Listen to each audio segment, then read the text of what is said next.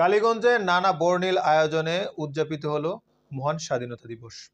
সোমবার সকাল ৮টায় কালীগঞ্জ উপজেলা প্রশাসনের আয়োজনে কালীগঞ্জ RRN পাইলট উচ্চ বিদ্যালয়ের মাঠে এ অনুষ্ঠানটি অনুষ্ঠিত হয়। এ সময় অনুষ্ঠানে সভাপতিত্ব করেন কালীগঞ্জ উপজেলা নির্বাহী কর্মকর্তা ATM কামরুল ইসলাম। অনুষ্ঠানে তিনি মুক্তিযোদ্ধা সন্তানদের ফুল দিয়ে বরণ করে নেয়। সেই সাথে অনুষ্ঠানে বিভিন্ন স্কুল কলেজ থেকে শিক্ষার্থীরা বিভিন্ন কালচারাল প্রোগ্রামে অংশ নেয়। শিক্ষার্থীদের দেওয়া হয় পুরস্কার।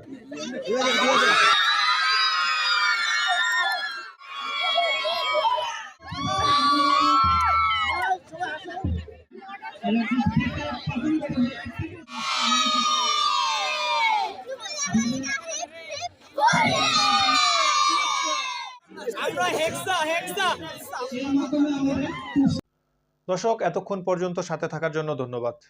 আমাদের পরবর্তী সংবাদটি পেতে আমাদের পাশেই থাকুন। খোদা হাফেজ।